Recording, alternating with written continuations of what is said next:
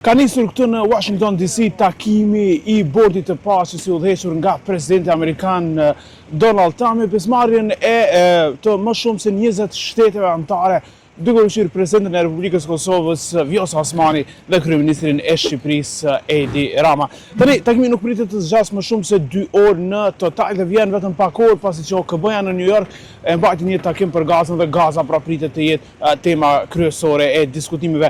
Ajo që që kanë mësuar në fakt mediat amerikane është që secili delegacion, udhëheqësi secili delegacion nuk do të flasë më shumë se 90 sekonda, pra fillimisht u ishin ndarë 120, por në fund vetëm 90 sekonda për presidentën Osmani, për kryeministrin Rama dhe për gjithë pjesëmarrësit e tjerë.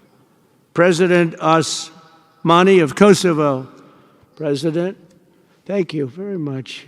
Great job you're doing too.